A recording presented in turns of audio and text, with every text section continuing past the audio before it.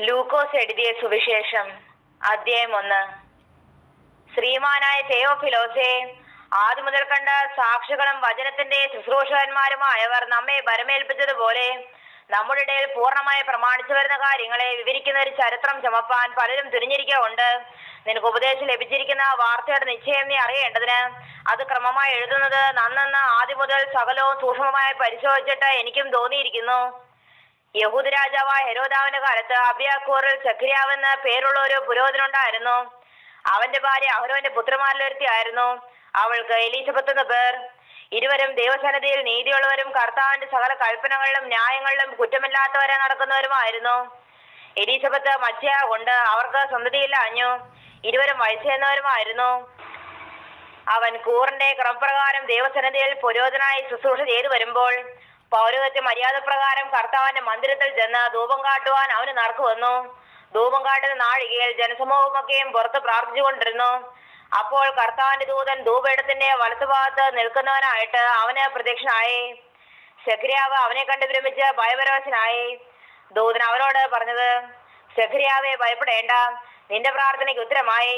നിന്റെ ഭാര്യ എലീസബത്ത് നിനക്കൊരു മകനെ പ്രസവിക്കും. അവന് യോഹന്നാൻ എന്ന് പേരിടണം. നിനക്ക് സന്തോഷവും ഉല്ലാസവും ഉണ്ടാകും. അവന്റെ ജനനത്തിങ്കൽ പലരും സന്തോഷിക്കും. അവൻ കർത്താവിന്റെ സന്നിധിയിൽ വലിയവനാകും. വീഞ്ഞും മദ്യവും കുടിക്കുകയില്ല. അമ്മയുടെ ഗർഭത്തിൽ വെച്ച് തന്നെ പരിശുദ്ധാത്മാവ് കൊണ്ട് നിറയും. അവൻ ഇസ്രായേൽ മക്കളിൽ പലരെയും അവരുടെ ദൈവമായ കർത്താവിലേക്ക് തിരിച്ചു വരുത്തും. അവൻ അപ്പന്മാരുടെ ഹൃദയങ്ങളെ മക്കളിലേക്കും വഴങ്ങാത്തവരെ നീതിമാന്മാരുടെ ബോധത്തിലേക്കും തിരിച്ചും കൊണ്ട് ഒരുക്കമുള്ള ഒരു ജനത്തെ കർത്താവിന് വേണ്ടി ഒരുക്കുവാൻ അവന് മുൻപായി ഏലിയാവിന്റെ ആത്മാവോടും ശക്തിയോടും കൂടെ നടക്കും. സഖര്യാവ് ദൂതനോട്, ഇത് ഞാൻ എന്തൊന്നിനാൽ അറിയും? ഞാൻ വൃദ്ധനും എന്റെ ഭാര്യ വയസ്സെന്നോളുമല്ലോ എന്ന് പറഞ്ഞു. ദൂതൻ അവനോട്, ഞാൻ ദൈവസന്നിധി നിൽക്കുന്ന ഗബ്രിയേലാവുന്നു. നിന്നോട് സംസാരിപ്പാനും ഈ സദ്വർത്തമാനം നിന്നോട് അറിയിപ്പാനും എന്നെ അയച്ചിരിക്കുന്നു. തക്ക സമയത്ത് നിവർത്തി വരുവാനുള്ള എന്റെ വാക്ക് വിശ്വസിക്കാതെ കൊണ്ട് അത് സംഭവിക്കും വരെ നീ സംസാരിപ്പാൻ കഴിയാതെ മൗനമായിരിക്കുമെന്ന് ഉത്തരം പറഞ്ഞു. ജനം സഖര്യാവിനായി കാത്തിരുന്നു. അവൻ മന്ദിരത്തിൽ താമസിച്ചതിനാൽ ആശ്ചര്യപ്പെട്ടു. അവൻ പുറത്തു വന്നാറെ അവരോട് സംസാരിപ്പാൻ കഴിഞ്ഞില്ല. അതിനാൽ അവൻ മന്ദിരത്തിൽ ഒരു ദർശനം കണ്ടു എന്ന് അവർ അറിഞ്ഞു. അവൻ അവർക്ക് ആംഗ്യം കാട്ടി ഊമനായി പാർത്തു. അവന്റെ ശുശ്രൂഷാകാലം തികഞ്ഞ ശേഷം അവൻ വീട്ടിലേക്ക് പോയി. ആ നാളുകൾ കഴിഞ്ഞിട്ട് അവന്റെ ഭാര്യ എലീസബത്ത് ഗർഭം ധരിച്ചു. മനുഷ്യരുടെ ഇടയിൽ എനിക്കുണ്ടായിരുന്നെന്ന് നീക്കുവാൻ കർത്താവിനെ കടാക്ഷ നാളിൽ ഇങ്ങനെ എനിക്ക് ചെയ്തു തന്നിരിക്കുന്നു എന്ന് പറഞ്ഞ് 5 മാസം ഒളിച്ചു പാർത്തു. 6-ാം മാസത്തിൽ ദൈവം ഗബ്രിയേൽ ദൂതനെ നസറേത്ത് എന്ന ഗലീല പട്ടണത്തിൽ ദാവീദ് ഗൃഹത്തിലുള്ള യോസേഫ് എന്നൊരു പുരുഷന് വിവാഹം നിശ്ചയിച്ചിരുന്ന കന്യകയുടെ അടുക്കൽ അയച്ചു. ആ കന്യകയുടെ പേർ മറിയ എന്നായിരുന്നു. ദൂതൻ അവളുടെ അടുക്കൽ അകത്ത് എന്ന്, കൃപ ലഭിച്ചവളെ, നിനക്ക് വന്ദനം, കർത്താവ് നിന്നോടുകൂടെ ഉണ്ട് എന്ന് പറഞ്ഞു. അവൾ ആ വാക്ക് കേട്ട് ഭ്രമിച്ചു. ഇതെന്തൊരു വന്ദനമെന്ന് വിചാരിച്ചു. ദൂതൻ അവളോട്, മറിയെ, ഭയപ്പെടേണ്ട, നിനക്ക് ദൈവത്തിന്റെ കൃപ ലഭിച്ചു. നീ ഗർഭം ധരിച്ച ഒരു മകനെ പ്രസവിക്കും. അവൻ യേശു എന്ന് പേർ വിളിക്കണം. അവൻ വലിയവനാകും. അത്യുന്നതന്റെ പുത്രനെന്ന് വിളിക്കപ്പെടും. കർത്താവായ ദൈവം അവന്റെ പിതാവായ ദാവീദിന്റെ സിംഹാസനം അവന് കൊടുക്കും. അവൻ യാക്കോബ് ഗൃഹത്തിന് എന്നേക്കും രാജാവായിരിക്കും. അവന്റെ രാജ്യത്തിന് അവസാനം ഉണ്ടാകുകയില്ല എന്ന് പറഞ്ഞു. മറിയ ദൂതനോട്, ഞാൻ പുരുഷനെ അറിയാകിയാൽ ഇത് എങ്ങനെ സംഭവിക്കുമെന്ന് പറഞ്ഞു. അതിന് ദൂതൻ, പരിശുദ്ധാത്മാവ് നിന്റെ മേൽ വരും. അത്യുന്നതന്റെ ശക്തി നിന്റെ മേൽ നിഴലിടും. ആകയാൽ ഉത്ഭവിക്കുന്ന വിശുദ്ധ പ്രജ ദൈവപുത്രനെന്ന് വിളിക്കപ്പെടും. നിന്റെ ചാർച്ചക്കാരത്തി എലീസബത്തും വാർദ്ധക്യത്തിൽ ഒരു മകനെ ഗർഭം ധരിച്ചിരിക്കുന്നു. മച്ചി എന്ന് പറഞ്ഞു വന്നവൾക്ക് ഇത് 6-ാം മാസം. ദൈവത്തിന് ഒരു കാര്യവും അസാധ്യമല്ലല്ലോ എന്ന് ഉത്തരം പറഞ്ഞു. അതിന് മറിയ, ഇതാ ഞാൻ കർത്താവിന്റെ ദാസി, നിന്റെ വാക്കുപോലെ എനിക്ക് ഭവിക്കട്ടെ എന്ന് പറഞ്ഞു. ദൂതൻ അവളെ വിട്ടുപോയി. ആ നാളുകളിൽ മറിയ എഴുന്നേറ്റ് മലനാട്ടിൽ ഒരു യഹൂദ പട്ടണത്തിൽ ബന്ധപ്പെട്ട് എന്നു സഖര്യാവിന്റെ വീട്ടിലെത്തി എലീസബത്തിനെ വന്ദിച്ചു. മറിയയുടെ വന്ദനം എലീസബത്ത് കേട്ടപ്പോൾ പിള്ള അവളുടെ ഗർഭത്തിൽ തുള്ളി. എലീസബത്ത് പരിശുദ്ധാത്മാവ് നിറഞ്ഞവളായി ഉച്ചത്തിൽ വിളിച്ചു പറഞ്ഞത്, സ്ത്രീകളിൽ നീ അനുഗ്രഹിക്കപ്പെട്ടവൾ, നിന്റെ ഗർഭഫലവും അനുഗ്രഹിക്കപ്പെട്ടത്. എന്റെ കർത്താവിന്റെ മാതാവ് എന്റെ അടുക്കൽ വരുന്ന മാനം എനിക്ക് എവിടെ നിന്നുണ്ടായി? നിന്റെ വന്ദനസ്വരം എന്റെ ചെവിയിൽ വീണപ്പോൾ പിള്ള എന്റെ ഗർഭത്തിൽ ആനന്ദം കൊണ്ട് തുള്ളി. കർത്താവ് തന്നോട് അരുളി ചെയ്തതിന് നിവൃത്തി ഉണ്ടാകുമെന്ന് വിശ്വസിച്ചവൾ ഭാഗ്യവതി. അപ്പോൾ മറിയ പറഞ്ഞത്, എന്റെ ഉള്ളം കർത്താവിനെ മമപ്പെടുത്തുന്നു. എന്റെ ആത്മാവ് എന്റെ രക്ഷിതാവായ ദൈവത്തിൽ ഉല്ലസിക്കുന്നു. അവൻ തന്റെ ദാസിയുടെ താഴ്ച കടാക്ഷിരിക്കുന്നുവല്ലോ. ഇന്നു മുതൽ എല്ലാ തലമുറകളും എന്നെ ഭാഗ്യവതി എന്ന് വാഴ്ത്തും. ശക്തനായവൻ എനിക്ക് വലിയവ ചെയ്തിരിക്കുന്നു. അവന്റെ നാമം പരിശുദ്ധം തന്നെ. അവനെ ഭയപ്പെടുന്നവർക്ക് അവന്റെ കരുണ തലമുറ ഇരിക്കുന്നു. തന്റെ ഭുജം കൊണ്ട് അവൻ ബലം പ്രവർത്തിച്ചു. ഹൃദയ വിചാരത്തിൽ അഹങ്കരിക്കുന്നവരെ ചിതറിച്ചിരിക്കുന്നു. പ്രഭുക്കന്മാരെ സിംഹാസനങ്ങളിൽ നിന്ന് ഇറക്കി താണവരെ ഉയർത്തിയിരിക്കുന്നു. വിസ്മരിക്കുന്നവരെ നന്മകളാൽ നിറച്ചു. സമ്പന്നന്മാരെ വെറുതെ അയച്ചു കളഞ്ഞിരിക്കുന്നു. നമ്മുടെ പിതാക്കന്മാരുടെ അരുളി ചെയ്തതുപോലെ അബ്രാഹാമിനും അവന്റെ സന്തതിക്കും എന്നേക്കും കരുണ ഓർക്കേണ്ടതിന് തന്റെ ദാസനായ ഇസ്രായേലിനെ തുണച്ചിരിക്കുന്നു. മറിയ ഏകദേശം 3 മാസം അവളോട് കൂടെ പാർത്തിട്ട് വീട്ടിലേക്ക് മടങ്ങിപ്പോയി. എലീശബത്തിന് പ്രസവിപ്പാനുള്ള കാലം തികഞ്ഞപ്പോൾ അവളൊരു മകനെ പ്രസവിച്ചു. കർത്താവ് അവൾക്ക് വലിയ കരുണ കാണിച്ചു എന്ന് അയൽക്കാരും ചാർച്ചക്കാരും കേട്ടിട്ട് അവളോട് കൂടെ സന്തോഷിച്ചു. 8-ാം നാളിൽ അവർ പൈതലിനെ പരിശോധന ചെയ്യുവാൻ വന്നു. അപ്പന്റെ പേർ പോലെ അവന് സക്കരിയാവെന്ന് പേർ വിളിപ്പാൻ ഭാവിച്ചു. അവന്റെ അമ്മയോ അല്ല, അവനെ യോഹന്നാനെന്ന് പേരിടണമെന്ന് പറഞ്ഞു. അവർ അവളോട്, നിന്റെ ചാർച്ചയിൽ ഈ പേരുള്ളവർ ആരുമില്ലല്ലോ എന്ന് പറഞ്ഞു. പിന്നെ അവനെ എന്ത് പേർ വിളിപ്പാൻ വിചാരിക്കുന്നു എന്ന് അപ്പനോട് ആംഗ്യം കാട്ടി ചോദിച്ചു. അവനൊരു എഴുത്തുപലക ചോദിച്ചു. അവന്റെ പേർ യോഹന്നാൻ എന്ന് എഴുതി. എല്ലാവരും ആശ്ചര്യപ്പെട്ടു. ഉടനെ അവന്റെ വായുനാവം തുറന്നു. അവൻ സംസാരിച്ച് ദൈവത്തെ സ്തുതിച്ചു. ചുറ്റും പാർക്കുന്നവർക്കെല്ലാം ഭയമുണ്ടായി. യഹൂദ മലനാട്ടിലെങ്ങും ഈ വാർത്തയൊക്കെയും പരന്നു. കേട്ടവരെല്ലാവരും അത് ഹൃദയത്തിൽ നിക്ഷേപിച്ചു. ഈ പൈതൽ എന്താകുമെന്ന് പറഞ്ഞു. കർത്താവിന്റെ കൈ അവനോടുകൂടെ ഉണ്ടായിരുന്നു. അവന്റെ അപ്പനായ സക്കരിയാവ് പരിശുദ്ധാത്മാവ് നിറഞ്ഞവനായി പ്രവചിച്ചു പറഞ്ഞത്, ഇസ്രായേലിന്റെ ദൈവമായ കർത്താവ് അനുഗ്രഹിക്കപ്പെട്ടവൻ.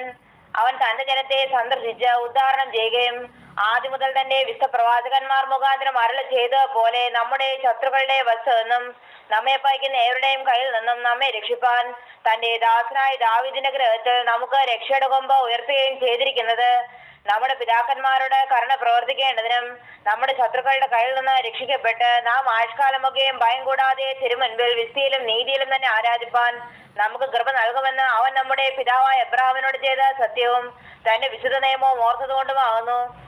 നീയോ പൈതലെ അത്യുന്നതന്റെ പ്രവാചകനെന്ന് വിളിക്കപ്പെടും. കർത്താവിന്റെ വഴിയൊരുക്കുവാനും നമ്മുടെ ദൈവത്തിന്റെ ആർദ്ര കരുണയാൽ അവന്റെ ജനത്തിന് പാപമോചനത്തിൽ രക്ഷാപരിജ്ഞാനം കൊടുക്കാനുമായി നീ അവന് മുൻപായി നടക്കും. ഇരുളിലും മരണനിലും ഇരിക്കുന്നവർക്ക് പ്രകാശിച്ച് നമ്മുടെ കാലുകളെ സമാധാന മാർഗത്തിൽ നടത്തേണ്ടതിന് ആ ആർദ്രകരണയാൽ ഉയരത്തിൽ നിന്ന് ഉദയം നമ്മെ സന്ദർശിച്ചിരിക്കുന്നു. പൈതൽ വളർന്ന ആത്മാവിൽ ബലപ്പെട്ടു. അവൻ ഇസ്രായേലിന് തന്നെത്താൻ കാണിക്കുന്ന നാൾ വരെ മരുഭൂമിയിലായിരുന്നു. അധ്യായം 2.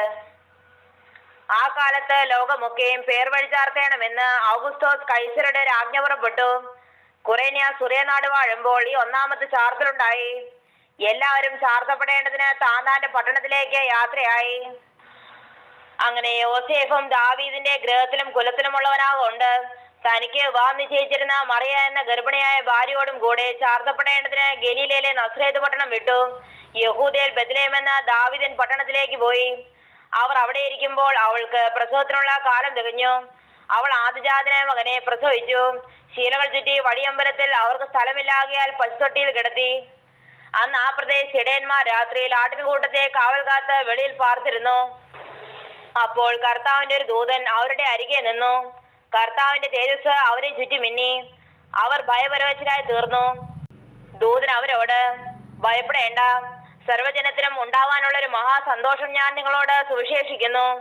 കർത്താവായ ക്രിസ്തു എന്ന രക്ഷിതാവ് ഇന്ന് ദാവീദിന്റെ പട്ടണത്തിൽ നിങ്ങൾക്കായി ജനിച്ചിരിക്കുന്നു. നിങ്ങൾക്ക് അടയാളമോ, ശീലകൾ ചുറ്റി പശുത്തൊട്ടിയിൽ കിടക്കുന്ന ഒരു ശിശുവിനെ നിങ്ങൾ കാണുമെന്ന് പറഞ്ഞു. പെട്ടെന്ന് സ്വർഗീയ സൈന്യത്തിന്റെ ഒരു സംഘം ദൂതനോട് ചേർന്ന് ദൈവത്തെ പൊഴുത്തി, അത്യുന്നതങ്ങളിൽ ദൈവത്തിന് മഹത്വം, ഭൂമിയിൽ ദൈവപ്രസാദമുള്ള മനുഷ്യർക്ക് സമാധാനമെന്ന് പറഞ്ഞു.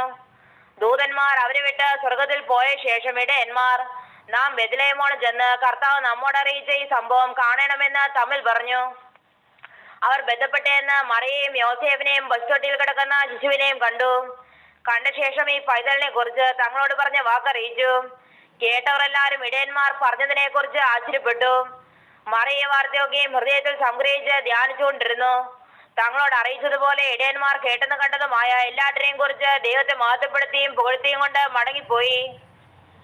പരിച്ഛേദന കഴിപ്പാനുള്ള 8 ദിവസം തികഞ്ഞപ്പോൾ അവൻ ഗർഭത്തിൽ ഉൽപ്പാദിക്കും മുൻപേ ദൂതൻ പറഞ്ഞതുപോലെ അവന് യേശു എന്ന് പേർ വിളിച്ചു. മോശയുടെ ന്യായപ്രമാണ പ്രകാരം അവളുടെ ശുദ്ധീകരണ കാലം തികഞ്ഞപ്പോൾ കടിഞ്ഞൂലായ ആണൊക്കെയും കർത്താവിന് വിശുദ്ധമായിരിക്കണമെന്ന് കർത്താവിന്റെ ന്യായപ്രമാണത്തിൽ എഴുതിയിരിക്കുന്നത് പോലെ അവനെ കർത്താവിനെ അർപ്പിപ്പാനും ഒരു ഇണക്കുറുപ്രാവിനെയോ 2 പ്രാവൻ കുഞ്ഞിനെയോ കർത്താവിന്റെ ന്യായപ്രമാണത്തിൽ കൽപ്പിച്ചതുപോലെ യാഗം കഴിപ്പാനും അവർ അവനെ യെരുശലേമിലേക്ക് കൊണ്ടുപോയി. യെരുശലേമിൽ ശിമയോൻ എന്ന പേരുള്ള ഒരു മനുഷ്യനുണ്ടായിരുന്നു. ഈ മനുഷ്യൻ നീതിമാനും ഇസ്രായേലിന്റെ ആശ്വാസനായി കാത്തിരിക്കുന്നവനുമായിരുന്നു. പരിശുദ്ധാത്മാവും അവന്റെ മേലുണ്ടായിരുന്നു. കർത്താവിന്റെ ക്രിസ്തുവിനെ കാണും മുൻപേ മരണം കാണുകയില്ല എന്ന് പരിശുദ്ധാത്മാവിനാൽ അവൻ അരുളപ്പാടുണ്ടായിരുന്നു. അവൻ ആത്മനിയോഗത്താൽ ദേവാലയത്തിൽ ചെന്ന് യേശു എന്ന പൈതലിന് വേണ്ടി ന്യായപ്രമാണത്തിന്റെ ചട്ടപ്രകാരം ചെയ്യുവാൻ അമ്മയപ്പന്മാർ അവനെ അകത്ത് കൊണ്ടുവന്നപ്പോൾ അവനെ കയ്യിലേന്തി ദൈവത്തെ പൊഴുത്തി. ഇപ്പോൾ നാഥ, തിരുവചനം പോലെ നീ അടിയനെ സമാധാനത്തോടെ വിട്ടയക്കുന്നു. ജാതികൾക്ക് വെളിപ്പെടുവാനുള്ള പ്രകാശവും നിന്റെ ജനമായ ഇസ്രായേലിന്റെ മഹത്വവുമായി നീ സകല ജാതികളുടെയും മുൻപിൽ ഒരുക്കിയിരിക്കുന്ന നിന്റെ രക്ഷയെ എന്റെ കണ്ണു കണ്ടുവല്ലോ എന്ന് പറഞ്ഞു. ഇങ്ങനെ അവനെ കുറിച്ച് പറഞ്ഞതിൽ അവന്റെ അപ്പനും അമ്മയും ആശ്ചര്യപ്പെട്ടു. പിന്നെ ശിമയോൻ അവനെ അനുഗ്രഹിച്ച് അവന്റെ അമ്മയായ മറിയോട്, അനേക ഹൃദയങ്ങളുടെ വിചാരം വെളിപ്പെടേണ്ടതിന് ഇവനെ ഇസ്രായേലിൽ പലരുടെയും വീഴ്ചയ്ക്കും എഴുന്നേൽപ്പിനും മറുത്തു പറയുന്ന അടയാളത്തിനുമായി വെച്ചിരിക്കുന്നു. നിന്റെ സ്വന്തം പ്രാണനിൽ കൂടിയും ഒരു വാൾ കടക്കുമെന്ന് പറഞ്ഞു. ആശേർ ഗോത്രത്തിൽ ഫനുവേലിന്റെ മകളായ ഹന്ന എന്നൊരു പ്രവാചികയുണ്ടായിരുന്നു. അവൾ കന്യാകാലത്തിൽ പിന്നെ ഭർത്താവിനോടുകൂടി 7 സംവത്സരം കഴിച്ച് 84 സംവത്സരം വിധവയും വളരെ വയസ്സെന്നോളുമായി ദേവാലയം വിട്ടുപിരിയാതെ ഉപവാസത്തോടും പ്രാർത്ഥനയോടും കൂടെ രാവും പകലും ആരാധന ചെയ്തു പോന്നു. ആ നാഴികയിൽ അവളും അടുത്തു നിന്ന് ദൈവത്തെ സ്തുതിച്ചു. യെരുശലേമിന്റെ വീണ്ടെടുപ്പിനെ കാത്തിരുന്ന എല്ലാവരോടും അവനെ കുറിച്ച് പ്രസ്താവിച്ചു. കർത്താവിന്റെ ന്യായപ്രമാണത്തിൽ കൽപ്പിച്ചിരിക്കുന്ന ഒക്കെ നിവർത്തിച്ച ശേഷം അവർ ഗലീലയിൽ തങ്ങളുടെ പട്ടണമായ നസ്രയത്തിലേക്ക് മടങ്ങിപ്പോയി. പൈതൽ വളർന്ന് ജ്ഞാനം നിറഞ്ഞു, ആത്മാവിൽ ബലപ്പെട്ടു പോന്നു. ദൈവകൃപയും അവന്മേൽ ഉണ്ടായിരുന്നു. അവന്റെ അമ്മയപ്പന്മാർ ആണ്ടുതോറും പെസഹ പെരുന്നാളിന് യെരുശലേമിലേക്ക് പോകും. അവന് 12 വയസ്സായപ്പോൾ അവർ പതിവ് പോലെ പെരുന്നാളിന് പോയി. പെരുന്നാൾ കഴിഞ്ഞ് മടങ്ങിപ്പോരുമ്പോൾ ബാലനായ യേശു യെരുശലേമിൽ താമസിച്ചു. അമ്മയപ്പന്മാരെ അറിഞ്ഞില്ല. സഹയാത്രക്കാരുടെ കൂട്ടത്തിൽ ഉണ്ടായിരിക്കുമെന്ന് അവർ ഊഹിച്ചിട്ട് ഒരു ദിവസത്തെ വഴി പോന്നു. പിന്നെ അവനെ ബന്ധുക്കളുടെയും പരിചയക്കാരുടെയും ഇടയിൽ തിരഞ്ഞു. കാണാഞ്ഞിട്ട് അവനെ അന്വേഷിച്ചുകൊണ്ട് യെരുശലേമിലേക്ക് മടങ്ങിപ്പോയി. 3 നാൾ കഴിഞ്ഞ ശേഷം അവൻ ദേവാലയത്തിൽ ഉപദേഷ്ടാക്കന്മാരുടെ നടുവിൽ ഇരിക്കുന്നതും അവരുടെ ഉപദേശം കേൾക്കുകയും അവരോട് ചോദിക്കുകയും ചെയ്യുന്നതും കണ്ടു. അവന്റെ വാക്ക് കേട്ടവർക്കെല്ലാവർക്കും അവന്റെ വിവേകത്തിലും ഉത്തരങ്ങളിലും വിസ്മയം തോന്നി. അവനെ കണ്ടിട്ട് അവർ അതിശയിച്ചു. അമ്മ അവനോട്, മകനെ, ഞങ്ങളോട് ഇങ്ങനെ ചെയ്ത് എന്ത്? നിന്റെ അപ്പനും ഞാനും വ്യസനിച്ചുകൊണ്ട് നിന്നെ തിരഞ്ഞുവെന്ന് പറഞ്ഞു. അവൻ അവരോട്, എന്നെ തിരഞ്ഞത് എന്തിന്? എന്റെ പിതാവിനുള്ളതിൽ ഞാൻ ഇരിക്കേണ്ടതെന്ന് നിങ്ങൾ അറിയുന്നില്ലേ എന്ന് പറഞ്ഞു. അവൻ തങ്ങളോട് പറഞ്ഞ വാക്ക് അവർ ഗ്രഹിച്ചില്ല. പിന്നെ അവൻ അവരോട് കൂടെ ഇറങ്ങി നസ്രയത്തിൽ വന്ന് അവർക്ക് കീഴടങ്ങിയിരുന്നു. ഈ കാര്യങ്ങളെല്ലാം അവന്റെ അമ്മ ഹൃദയത്തിൽ സംഗ്രഹിച്ചു. യേശു ജ്ഞാനത്തിലും വളർച്ചയിലും ദൈവത്തിന്റെയും മനുഷ്യരുടെയും കൃപയിലും മുതിർന്നു വന്നു. അധ്യായം 3. തിബിരിയാസ് കൈസരുടെ വാഴ്ചയുടെ 15-ാം ആണ്ടിൽ പൊന്തിയോസ് പീലാത്തോസ് യഹൂദ്യനാട് വാഴുമ്പോൾ ഹെരോദാവ് ഗലീലയിലും അവന്റെ സഹോദരനായ ഫിലിപ്പോസ് ഇദൂര്യ ത്രിക്കോനത്തി ദേശങ്ങളിലും ലുസന്യാസ് അബിലേലയിലും ഇടപ്രഭുക്കന്മാരായും ഹന്നാവും കയ്യാഫാവും മഹാപുരോഹിതന്മാരായും ഇരിക്കും കാലം സെക്കരിയാവിന്റെ മകനായ യോഹന്നാന് മരുഭൂമിയിൽ വെച്ച് ദൈവത്തിന്റെ അരുളപ്പാടുണ്ടായി. അവൻ യോർദാനരികെയുള്ള നാട്ടിലൊക്കെയും വന്ന് പാവമോചനത്തിനായുള്ള മാനസാന്തര സ്നാനം പ്രസംഗിച്ചു. മരുഭൂമിയിൽ വിളിച്ചു പറയുന്നവന്റെ വാക്കാവിത്: കർത്താവിന്റെ വഴി ഒരുക്കുവൻ, അവന്റെ പാത നിരപ്പാക്കുവൻ. എല്ലാ താഴ്വരയും നികന്നു വരും, എല്ലാ മലയും കുന്നും താഴും. വളഞ്ഞത് ചൊവ്വായും ദുർഘടമായത് നിരന്ന വഴിയായും തീരും. സകല ജഡവും ദൈവത്തിന്റെ രക്ഷയെ കാണും എന്നിങ്ങനെ യെശയ്യാപ്രവാചകന്റെ പുസ്തകത്തിൽ എഴുതിയിരിക്കുന്നത് പോലെ തന്നെ അവനാൽ സ്നാനമേൽപ്പാൻ വന്ന പുരുഷാരത്തോട് അവൻ പറഞ്ഞത്: സർപ്പസന്തതികളെ, വരുവാനുള്ള കോപത്തെ ഒഴിഞ്ഞ് ഓടിപ്പോകുവാൻ നിങ്ങൾക്ക് ഉപദേശിച്ചു തന്നതാർ. മാനസാന്തരത്തിന് യോഗ്യമായ ഫലം കായ്പേൻ. അബ്രഹാം ഞങ്ങൾക്ക് പിതാവായിട്ടുണ്ട് എന്ന് ഉള്ളം കൊണ്ട് പറവാൻ തുനിയരുത്. അബ്രഹാമിന് ഈ കല്ലുകളിൽ നിന്ന് മക്കളെ ഉളവാക്കുവാൻ ദൈവത്തിന് കഴിയുമെന്ന് ഞാൻ നിങ്ങളോട് പറയുന്നു. ഇപ്പോൾ തന്നെ വൃക്ഷങ്ങളുടെ ചുവട്ടിന് കോടാലി വെച്ചിരിക്കുന്നു. നല്ല ഫലം കായ്ക്കാത്ത വൃക്ഷമെല്ലാം വെട്ടി തീയിലിട്ട് കളയുന്നു. എന്നാൽ ഞങ്ങൾ എന്ത് ചെയ്യണമെന്ന് പുരുഷാരം അവനോട് ചോദിച്ചു.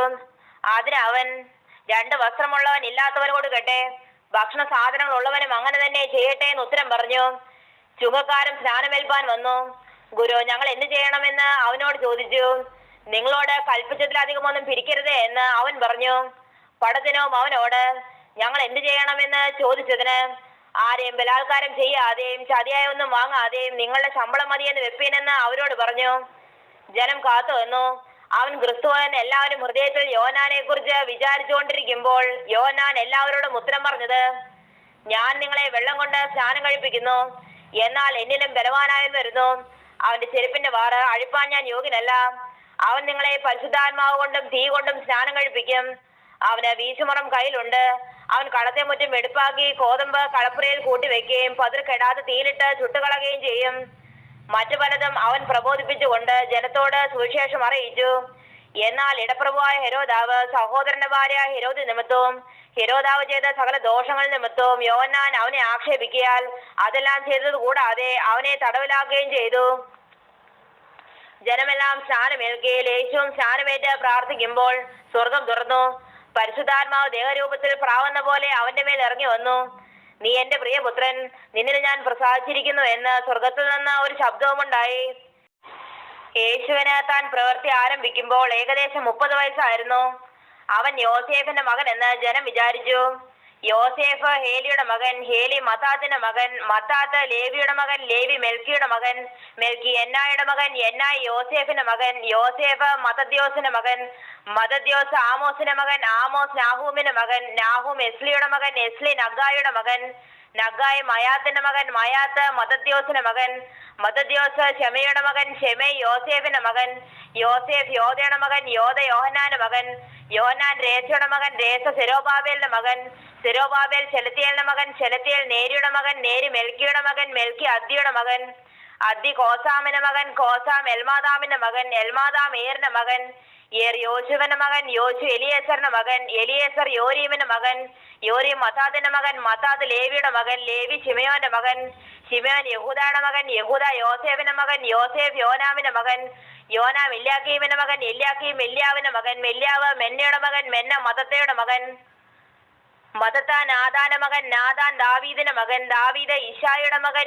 ഇശായി ഒബേദിന്റെ മകൻ, ഒബേദ് ബോവസിന്റെ മകൻ, ബോവസ് സൽമോന്റെ മകൻ, സൽമോൻ നഹശോന്റെ മകൻ, നഹശോൻ അമീനാദാബിന്റെ മകൻ, അമീനാദാബ് ആരാമിന്റെ മകൻ, ആരാം എസ്രോന്റെ മകൻ, എസ്രോൻ പാരേസിന്റെ മകൻ, പാരേസ് യഹൂദയുടെ മകൻ, യഹൂദ യാക്കോബിന്റെ മകൻ, യാക്കോബ് ഇസാഖിന്റെ മകൻ, ഇസാഖ് എബ്രാമിന്റെ മകൻ, എബ്രാം തേരകന്റെ മകൻ, തേരകൻ നാഹോറിന്റെ മകൻ, നാഹോർ സേരൂഗിന്റെ മകൻ, സേരൂഗ് രേഗുവിന്റെ മകൻ, രേഗു ഫാലേഗിന്റെ മകൻ, ഫാലേഗ് ഏബറിന്റെ മകൻ, ഏബർ ശലാമിന്റെ മകൻ, ശലാം കൈനാന്റെ മകൻ, കൈനാൻ അർഫക്സാദിന്റെ മകൻ, അർഫക്സാദ് ഷേമിന്റെ മകൻ, ഷേം നോഹയുടെ മകൻ, നോഹ ലാമേക്കിന്റെ മകൻ, ലാമേക്ക് മെതുശലയുടെ മകൻ, മെതുശല ഹാനോക്കിന്റെ മകൻ, ഹാനോക്ക് യാരേദിന്റെ മകൻ, യാരേദ് മലല്ലിയേലിന്റെ മകൻ, മലല്ലിയേൽ കൈനാന്റെ മകൻ, കൈനാൻ ഏനോസിന്റെ മകൻ, ഏനോസ് ശേത്തിന്റെ മകൻ, ശേത്ത് ആദാമിന്റെ മകൻ, ആദാം ദൈവത്തിന്റെ മകൻ. അധ്യായം 4. യേശു പരിശുദ്ധാത്മാവ് നിറഞ്ഞവനായി യോർദാൻ വിട്ട് മടങ്ങി. ആത്മാവ് അവനെ മരുഭൂമിയിലേക്ക് നടത്തി. പിശാച് അവനെ 40 ദിവസം പരീക്ഷിച്ചുകൊണ്ടിരുന്നു. ആ ദിവസങ്ങളിൽ അവനൊന്നും ഭക്ഷിച്ചില്ല. അവ കഴിഞ്ഞപ്പോൾ അവന് വിശന്നു. അപ്പോൾ പിശാച് അവനോട്, നീ ദൈവപുത്രനെങ്കിൽ ഈ കല്ലിനോട് അപ്പമായി തീരുവാൻ കൽപ്പിക്കുക എന്ന് പറഞ്ഞു. യേശു അവനോട്, മനുഷ്യൻ അപ്പം കൊണ്ട് മാത്രമല്ല ജീവിക്കുന്നത് എന്ന് എഴുതിയിരിക്കുന്നു എന്ന് ഉത്തരം പറഞ്ഞു. പിന്നെ പിശാച് അവനെ മേലോട്ട് കൂട്ടിക്കൊണ്ടുപോയി ലോകത്തിലെ സകല രാജ്യങ്ങളെയും ക്ഷണനേരത്തിൽ അവന് കാണിച്ചു.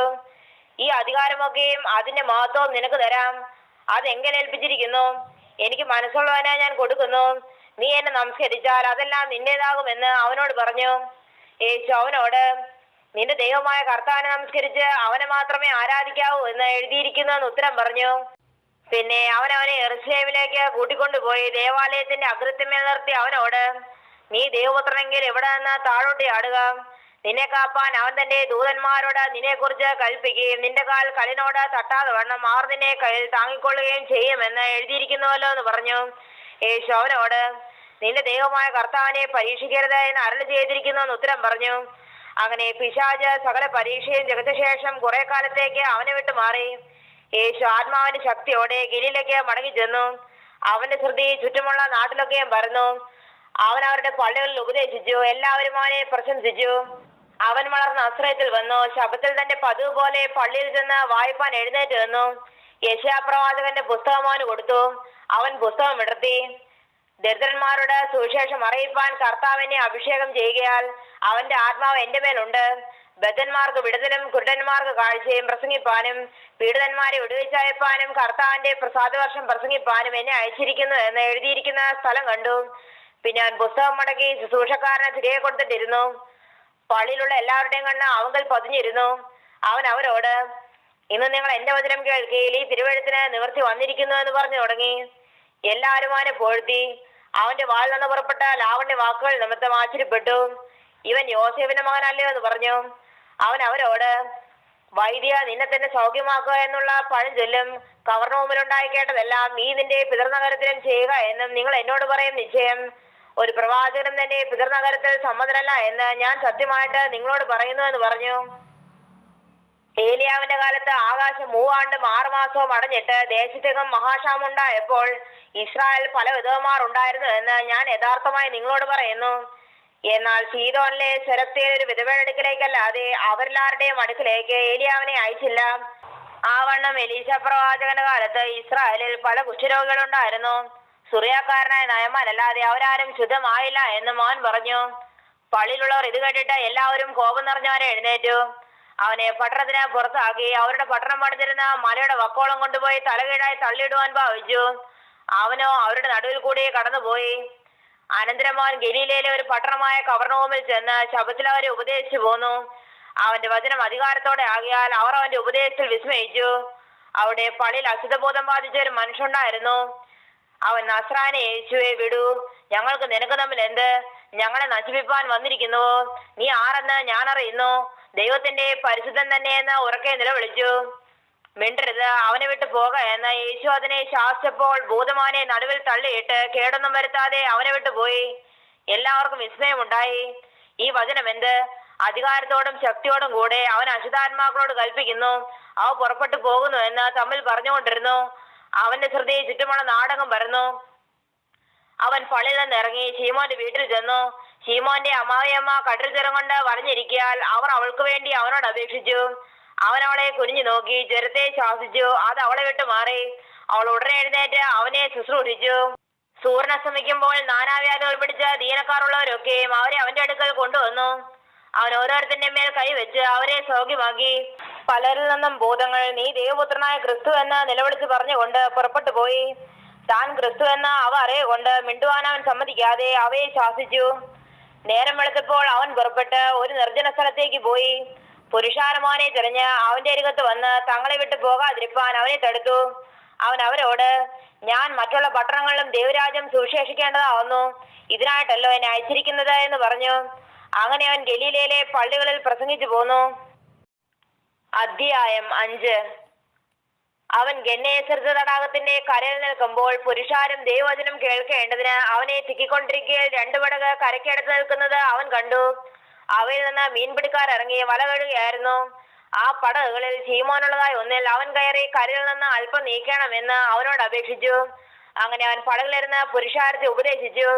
സംസാരിച്ചു തീർന്നപ്പോൾ അവൻ ശീമോനോട്, ആഴത്തിലേക്ക് നീക്കി മീൻപിടുത്തത്തിന് വലയിറക്കുവിനെന്ന് പറഞ്ഞു.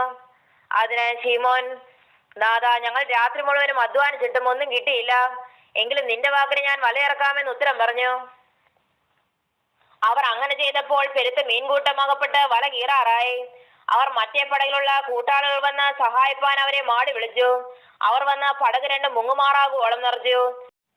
ശീമോൻ പത്രോസ് അത് കണ്ടിട്ട് യേശുവിന്റെ കാൽക്കൽ വീണു. കർത്താവേ, ഞാൻ പാപിയ മനുഷ്യ കൊണ്ട് എന്നെ വിട്ടു പോകണമേ എന്ന് പറഞ്ഞു. അവർക്കുണ്ടായ മീൻപിടുത്തത്തിൽ അവനും അവനോട് കൂടെയുള്ളവർക്കെല്ലാവർക്കും സംഭ്രമം പിടിച്ചിരുന്നു. ശീമോന്റെ കൂട്ടാളികളായ യാക്കോബ്, യോഹന്നാൻ എന്ന സെബെദി മക്കൾക്കും അവണ്ണം തന്നെ. യേശു ശീമോനോട്, ഭയപ്പെടേണ്ട, ഇന്നു മുതൽ നീ മനുഷ്യരെ പിടിക്കുന്നവനാകുമെന്ന് പറഞ്ഞു. പിന്നെ അവർ പടകുകളെ കരക്കടുപ്പിച്ചിട്ട് സകലവും വിട്ട് അവനെ അനുഗമിച്ചു. അവനൊരു പട്ടണത്തിലിരിക്കുമ്പോൾ കുഷ്ഠം നിറഞ്ഞൊരു മനുഷ്യൻ യേശുവിനെ കണ്ട് കവിണ്ണു വീണു. കർത്താവേ, നിനക്ക് മനസ്സുണ്ടെങ്കിൽ എന്നെ ശുദ്ധമാക്കുവാൻ കഴിയുമെന്ന് അവനോട് അപേക്ഷിച്ചു. യേശു കൈനീട്ടി അവനെ തൊട്ടു. എനിക്ക് മനസ്സുണ്ട്, ശുദ്ധമാകാ എന്ന് പറഞ്ഞു. ഉടനെ കുഷ്ഠമാനെ വിട്ടുമാറി.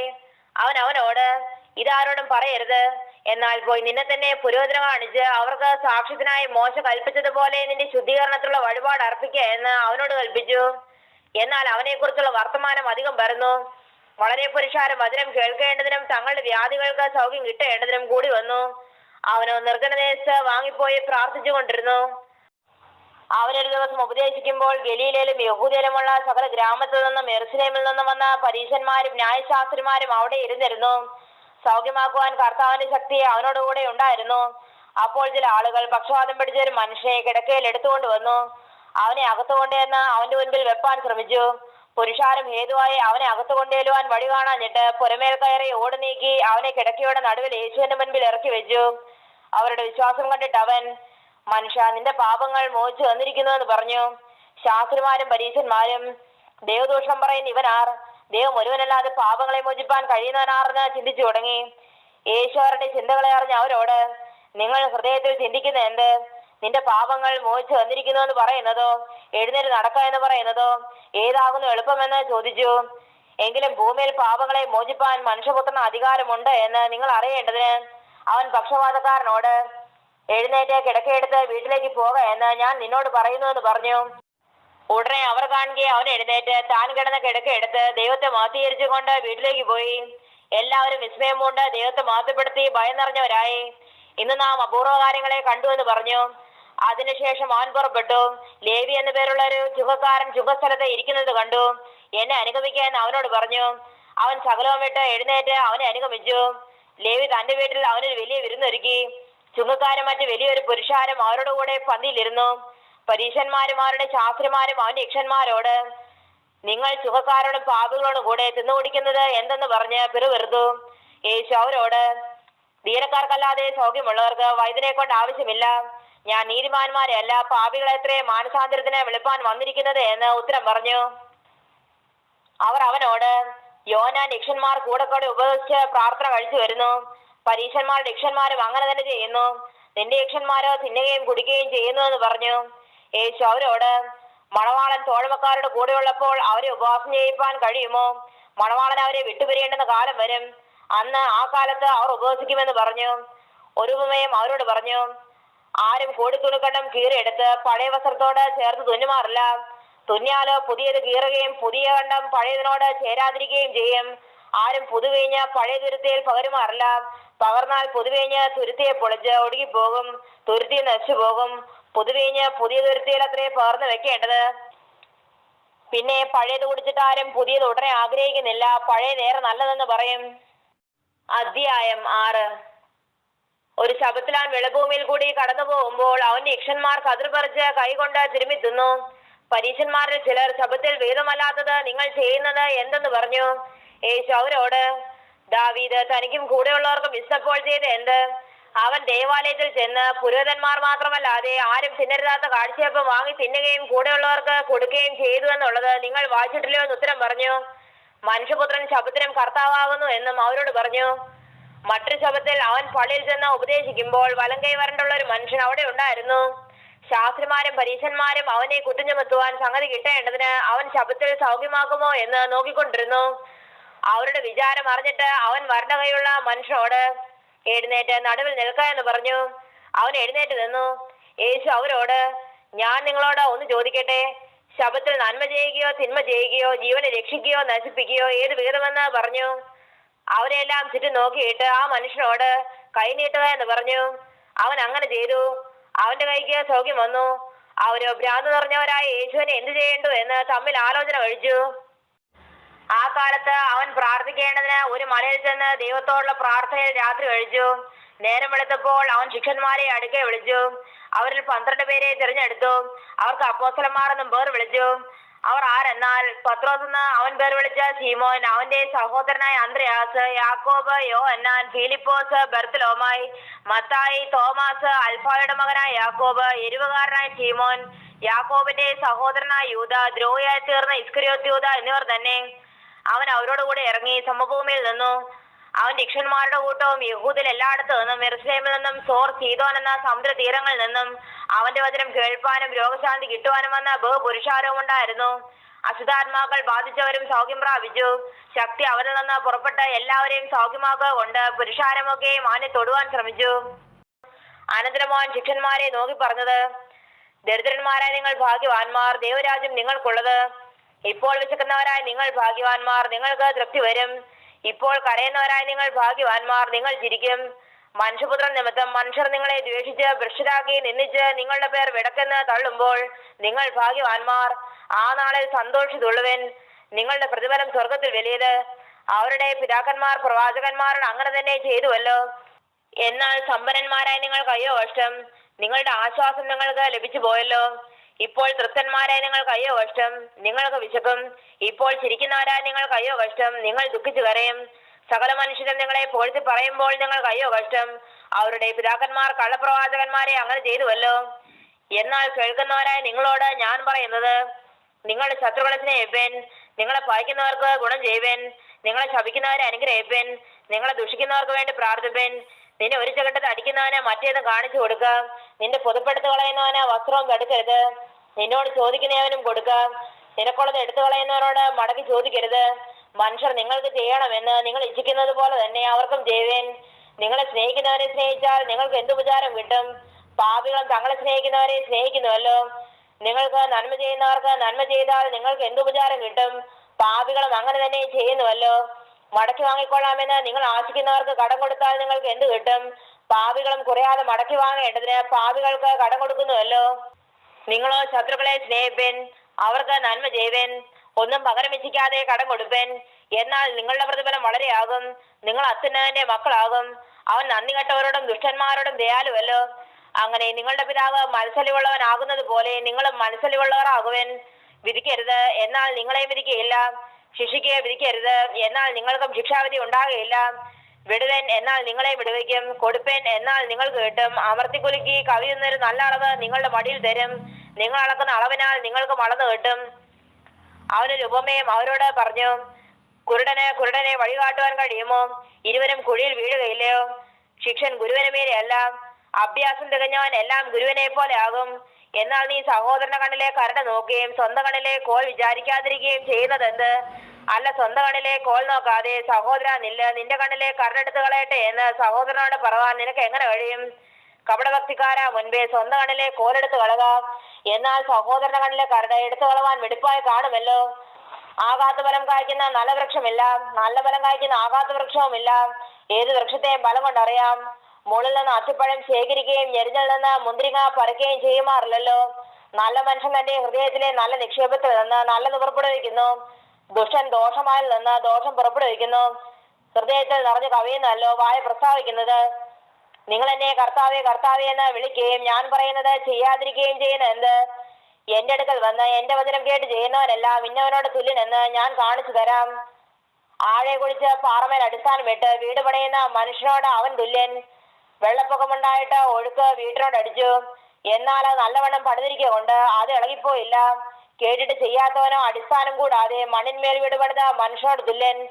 ഒഴുക്കടിച്ച ഉടനെ അത് വീണു. ആ വീട്ടിന്റെ വീഴ്ച വലിയതുമായിരുന്നു. അധ്യായം 7. ജനം കേൾക്കെ തന്റെ വചനമൊക്കെയും പറഞ്ഞു തീർന്ന ശേഷം അവൻ കവർന്നഹൂമിൽ ചെന്നു. അവിടെ ഒരു ശതാധിപന് പ്രിയനായ ദാസൻ ദീനം പിടിച്ച് മരിപ്പാറായിരുന്നു. അവൻ യേശുവിന്റെ വസ്തുത കേട്ടിട്ട് അവൻ വന്ന് തന്റെ ദാസനെ രക്ഷിക്കേണ്ടതിന് അവനോട് അപേക്ഷിപ്പാൻ യഹൂദന്മാരുടെ മൂപ്പന്മാരെ അവന്റെ അടുക്കൽ അയച്ചു. അവർ യേശുവിന്റെ അടുക്കൽ വന്ന് അവനോട് താല്പര്യമായി അപേക്ഷിച്ചു. നീ അത് ചെയ്തു കൊടുപ്പാൻ അവൻ യോഗ്യൻ. അവൻ നമ്മുടെ ജനത്തെ സ്നേഹിക്കുന്നു, ഞങ്ങൾക്കൊരു പള്ളിയും തീർപ്പിച്ചു തന്നിരിക്കുന്നു എന്ന് പറഞ്ഞു. യേശു അവരോട് കൂടെ പോയി. വീട്ടിനോട് അടുപ്പാറായപ്പോൾ ശതാധിപൻ സ്നേഹിതന്മാരെ അവന്റെ അടുക്കൽ അയച്ചു. കർത്താവെ, പ്രയാസപ്പെടേണ്ട. നീ എന്റെ പുരയ്ക്കകത്ത് വരുവാൻ ഞാൻ പോരാത്തവൻ. അതുകൊണ്ട് നിന്റെ അടുക്കൽ വരുവാൻ ഞാൻ യോഗ്യനെന്ന് എനിക്ക് തോന്നിയിട്ടില്ല. ഒരു വാക്ക് കൽപ്പിച്ചാൽ എന്റെ ബാല്യക്കാരന് സൗഖ്യം വരും. ഞാനും അധികാരത്തിന് കീഴ്പ്പെട്ട മനുഷ്യൻ. എന്റെ കീഴിൽ പടയാളികളുണ്ട്. ഒരുവനോട് പോക എന്ന് പറഞ്ഞാൽ അവൻ പോകുന്നു, മറ്റൊരുവനോട് വരിക എന്ന് പറഞ്ഞാൽ അവൻ വരുന്നു. എന്റെ ദാസനോട് ഇത് ചെയ്യുക എന്ന് പറഞ്ഞാൽ അവൻ ചെയ്യുന്നു എന്ന് പറയിച്ചു. യേശു അത് കേട്ടിട്ട് അവങ്കിൽ ആശ്ചര്യപ്പെട്ട് തിരിഞ്ഞു നോക്കി അനുഗമിക്കുന്ന കൂട്ടത്തോട്, ഇസ്രായേലിൽ കൂടി ഇങ്ങനെയുള്ള വിശ്വാസം ഞാൻ കണ്ടിട്ടില്ല എന്ന് ഞാൻ നിങ്ങളോട് പറയുന്നു എന്ന് പറഞ്ഞു. ശതാധിപൻ പറഞ്ഞയച്ചിരുന്നവർ വീട്ടിൽ മടങ്ങി വന്നപ്പോൾ ദാസനെ സൗഖ്യത്തോടെ കണ്ടു. പിറ്റന്നാൾ അവൻ നയൻ എന്ന പട്ടണത്തിലേക്ക് പോകുമ്പോൾ അവന്റെ യക്ഷന്മാരും വളരെ പുരുഷാരവും കൂടെ പോയി. അവൻ പട്ടണത്തിന്റെ വാതിലിനോട് അടുത്തപ്പോൾ മരിച്ചുപോയൊരുത്തിനെ പുറത്തു കൊണ്ടുവരുന്നു.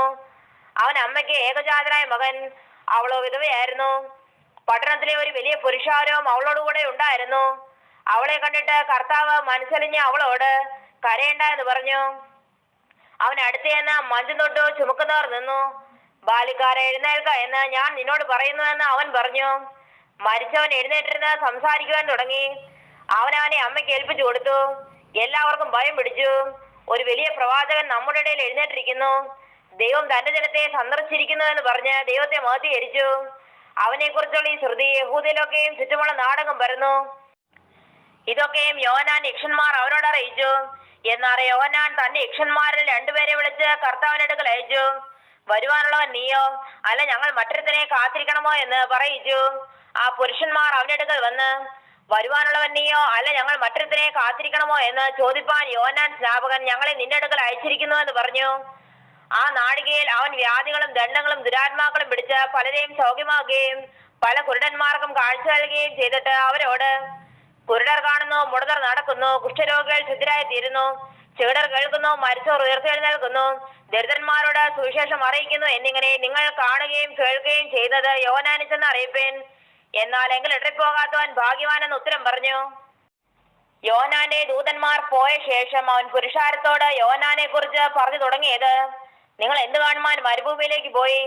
കാറ്റാൽ ഉലയുന്ന ഓടയോ? അല്ല എന്ത് കാണുവാൻ പോയി? മാർദ്ദവസ്ത്രം ധരിച്ച മനുഷ്യനെയോ? മോടിയുള്ള വസ്ത്രം ധരിച്ച് സുഖഭോഗികളായി നടക്കുന്ന രാജധാനികൾ അത്രേ. അല്ല എന്ത് കാണുവാൻ പോയി? ഒരു പ്രവാചകനെയോ? അതെ, പ്രവാചകനിൽ മികച്ചവനെ തന്നെ എന്ന് ഞാൻ നിങ്ങളോട് പറയുന്നു. ഞാൻ എന്റെ ദൂതനെ നിനക്ക് മുൻപായി അയക്കുന്നു, അവൻ നിന്റെ മുൻപിൽ നിനക്ക് വഴിയൊരുക്കും എന്ന് എഴുതിയിരിക്കുന്നത് അവനെ കുറിച്ചാകുന്നു. സ്ത്രീകളിൽ നിന്ന് ജനിച്ചവരിൽ യോഹന്നാനേക്കാൾ വലിയവൻ ആരുമില്ല. ദൈവരാജ്യത്തിൽ ഏറ്റവും ചെറിയവനോ അവനിലും വലിയവനെന്ന് ഞാൻ നിങ്ങളോട് പറയുന്നു. എന്നാൽ ജനമൊക്കെയും ചുങ്കക്കാരും കേട്ടിട്ട് യോഹന്നാന് സ്നാനം ഏറ്റതിനാൽ ദൈവത്തെ നീതീകരിച്ചു. എങ്കിലും പരീശന്മാരും ന്യായശാസ്ത്രമാരും അവനാൽ സ്നാനമേൽക്കാതെ ദൈവത്തിന്റെ ആലോചന തങ്ങൾക്ക് വൃഥാവാക്കി കളഞ്ഞു. ഈ തലമുറയിലെ മനുഷ്യരെ ഏതിനോട് ഉപമിക്കേണ്ടു? അവർ ഏതിനോട് തുല്യം? ഞങ്ങൾ നിങ്ങൾക്കായി കൊള്ളൂതി, നിങ്ങൾ നൃത്തം ചെയ്തില്ല. ഞങ്ങൾ നിങ്ങൾക്കായി വിലാപം പാടി, നിങ്ങൾ കരഞ്ഞില്ല എന്ന് ചന്തസ്ഥലത്തിരുന്ന് അന്യോന്യം വിളിച്ചു പറയുന്ന കുട്ടികളോട് അവർ തുല്യർ. യോഹന്നാൻ സ്നാപകൻ അപ്പം തിന്നാതെയും വീഞ്ഞു കുടിക്കാതെയും വന്നിരിക്കുന്നു, അവന് ഭൂതമുണ്ട് എന്ന് നിങ്ങൾ പറയുന്നു. മനുഷ്യപുത്രൻ തിന്നും കുടിച്ചുകൊണ്ട് വന്നിരിക്കുന്നു. പിന്നെയും കുടീരമായ മനുഷ്യൻ ചുങ്കക്കാരുടെയും പാപികളുടെയും സ്നേഹിതനെന്ന് നിങ്ങൾ പറയുന്നു. ജ്ഞാനമോ തന്റെ എല്ലാ മക്കളാലും നീതീകരിക്കപ്പെട്ടിരിക്കുന്നു. പരീശന്മാരിലൊരുത്തൻ തന്നോടുകൂടെ ഭക്ഷണം കഴിപ്പാൻ അവനെ ക്ഷണിച്ചു. അവൻ പരീശന്റെ വീട്ടിൽ ചെന്ന് ഭക്ഷണത്തിനിരുന്നു. ആ പട്ടണത്തിൽ പാപിയായ ഒരു സ്ത്രീ അവൻ പരീശന്റെ വീട്ടിൽ ഭക്ഷണത്തിലിരിക്കുന്നത് അറിഞ്ഞ് ഒരു വെൺകൽഭരണി പരിമളതൈലം കൊണ്ടുവന്നു. പുറകിൽ അവന്റെ കാൽക്കൽ കരഞ്ഞുകൊണ്ട് നിന്നു. കണ്ണുനീർ കൊണ്ട് അവന്റെ കാൽ നനച്ചു തുടങ്ങി. തലമുടി കൊണ്ട് തുടച്ചു, കാൽ ചുംബിച്ചു, തൈലം പൂശി. അവനെ ക്ഷണിച്ച് പരീശനത് കണ്ടിട്ട്, ഇവൻ പ്രവാചകനായിരുന്നു എങ്കിൽ തന്നെ തുടർന്ന് സ്ത്രീ ആരെന്നും എങ്ങനെയുള്ളവൾ എന്നും അറിയുമായിരുന്നു. അവൾ പാപിയല്ലോ എന്ന് ഉള്ളിൽ പറഞ്ഞു. ശീമോനെ, നിന്നോടൊന്ന് പറവാനുണ്ട് എന്ന് യേശു പറഞ്ഞതിന്, ഗുരു പറഞ്ഞാലും എന്ന് അവൻ പറഞ്ഞു. കടം കൊടുക്കുന്നവരത്തിന് 2 കടക്കാരുണ്ടായിരുന്നു. ഒരുത്തിന് 500 വെള്ളിക്കാശും മറ്റവൻ 50 വെള്ളിക്കാശും കൊടുപ്പാനുണ്ടായിരുന്നു. വീട്ടുവാൻ അവർക്ക് വകയില്ലാകിയാൽ അവൻ ഇരുവർക്കും വിളച്ചു കൊടുത്തു. എന്നാൽ അവരിൽ ആറവനെ അധികം സ്നേഹിക്കും? അധികം വിളച്ചു കിട്ടിയവൻ എന്ന് ഞാൻ ഊഹിക്കുന്നു എന്ന് ശീമോൻ പറഞ്ഞു. അവൻ അവനോട്, നീ വിധിച്ചത് ശരിയെന്ന് പറഞ്ഞു. സ്ത്രീയുടെ നേരെ തിരിഞ്ഞ് ശീമോനോട് പറഞ്ഞത്, ഈ സ്ത്രീയെ കാണുന്നുവോ? ഞാൻ നിന്റെ വീട്ടിൽ വന്നു, നീ എന്റെ കാലിന് വെള്ളം തന്നില്ല. ഇവളോ കണ്ണുനീർ കൊണ്ട് എന്റെ കാൽ നനച്ച് തലമുടി കൊണ്ട് തുടച്ചു. നീ എനിക്ക് ചുമ്മനം തന്നില്ല. ഇവളോ ഞാൻ അകത്ത് വന്നത് മുതൽ ഇടപെടാതെ എന്റെ കാൽ ചുംബിച്ചു. നീ എന്റെ തലയിൽ തൈലം പൂശിയില്ല. ഇവളോ പരിമളതൈലം കൊണ്ട് എന്റെ കാൽ പൂശി. ആകയാൽ ഇവളുടെ അനേകമായ പാപങ്ങൾ മോചിച്ചിരിക്കുന്നു എന്ന് ഞാൻ നിന്നോട് പറയുന്നു. അവൾ വളരെ സ്നേഹിച്ചുവല്ലോ. അല്പം മോചിച്ചു കിട്ടിയവൻ അല്പം സ്നേഹിക്കുന്നു. പിന്നെ അവൻ അവളോട്, നിന്റെ പാപങ്ങൾ മോചിച്ചു വന്നിരിക്കുന്നു എന്ന് പറഞ്ഞു. അവനോട് കൂടെ പന്തിയിലിരുന്നവർ, പാവമോചനവും കൊടുക്കുന്ന ഇവൻ ആരെന്ന് തമ്മിൽ പറഞ്ഞു തുടങ്ങി. അവനോ സ്ത്രീയോട്, നിന്റെ വിശ്വാസം നിന്നെ രക്ഷിച്ചിരിക്കുന്നു, സമാധാനത്തോടെ പോകാമെന്ന് പറഞ്ഞു.